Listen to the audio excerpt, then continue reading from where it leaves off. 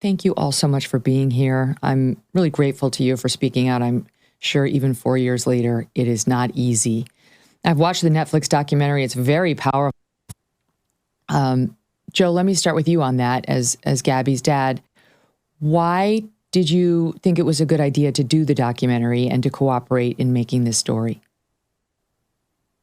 We wanted it to be used as a learning tool. So we've learned that Gabby's video from Utah is being used in police training across the country, from what we understand, and we want that to continue. The whole point was to take lessons from what you saw there through the whole thing, from the beginning to the end, and that was important for us. There were a lot of documentaries that were made, but this is the one that we wanted to make, ourselves, and we think they did a fantastic job with it.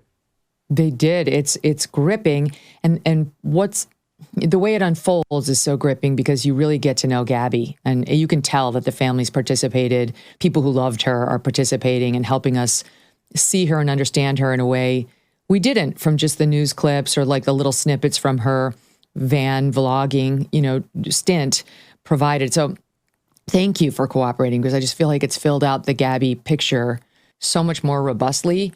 It's amazing to me. Let me just kick it off with this.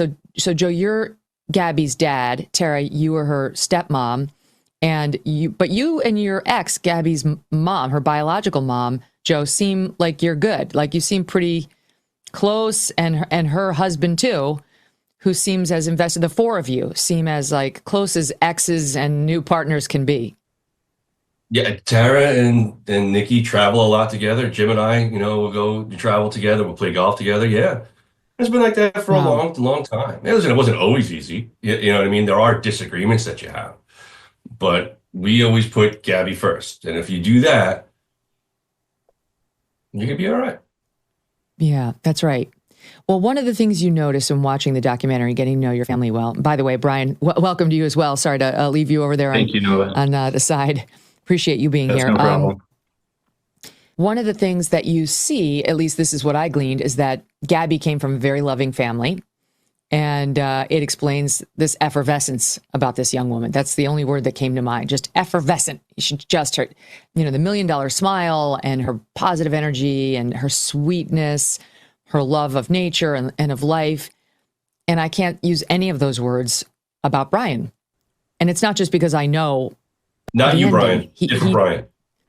The different Brian Laundrie. He seemed like a very dark person right from the start. In the Netflix documentary shows some of his art, which also is very dark as opposed to hers. She was a great artist, which is beautiful. Hers is stunningly beautiful. His is dark with like disturbing scenes.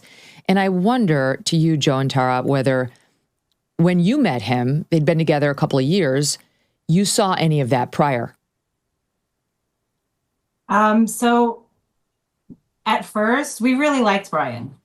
He came into our home and he was kind, and he was very quiet. He could be a little awkward, but he was kind. So we didn't see any of that. I think for me, he was soft-spoken too, which is like, he was very, yes. So, but I think for me, I guess right before they went on this trip, I saw a change in Gabby's behavior, and I thought it was her. And I think I was just blaming the wrong person. I didn't understand certain things, why things were happening. Now we lived in New York at the time. They lived in Florida. It's a perfect storm of isolation. So there was a shift where I was like, to something not right here. I don't think the other parents agreed with me at that point. It was only me who felt that way. Even my kids still were like, no, we really like Brian. He's such a good guy. And I was like, no, something's not right to me. There's something off. Mm-hmm. Yeah. When you look at it in retrospect, he was the boyfriend. I didn't like any of her boyfriends. No, I said I didn't like any of her boyfriends. Never did. Because she's my baby. You know what I mean? So I always had that mistrust, but nothing to the extent of what happened.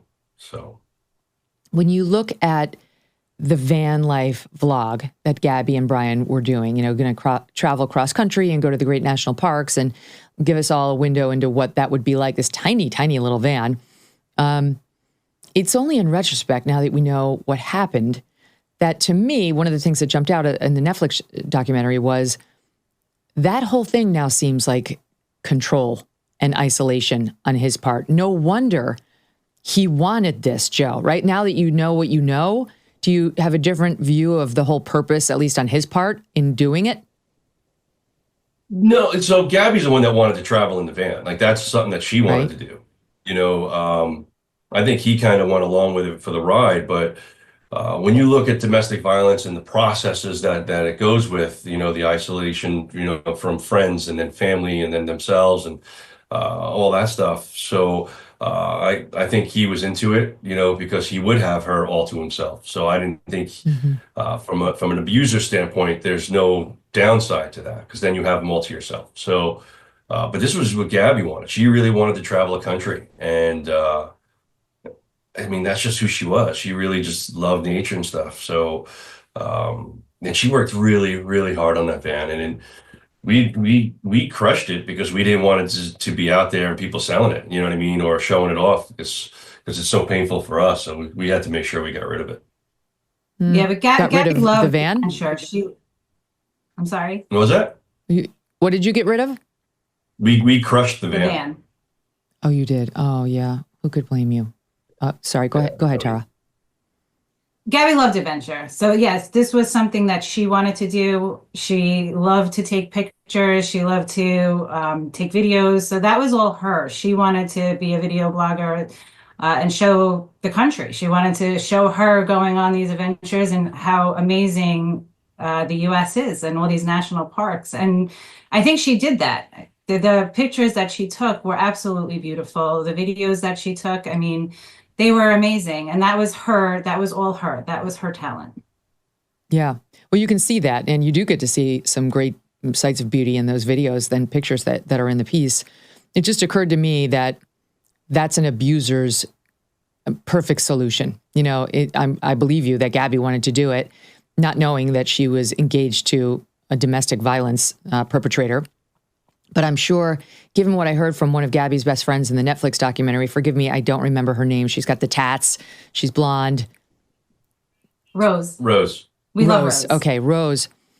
She talked in the Netflix piece about how she felt he was starting to isolate Gabby. Like when she and Gabby were spending too much time together, or Gabby was leaning too much on her friend, or even potentially her parents, he started to get upset and started to want to isolate her, which is just exactly on brand for an abuser. So you can see how Gabby's innocence about traveling the country and, hitting the road together would have been right up his alley. Like he gets her away from you guys.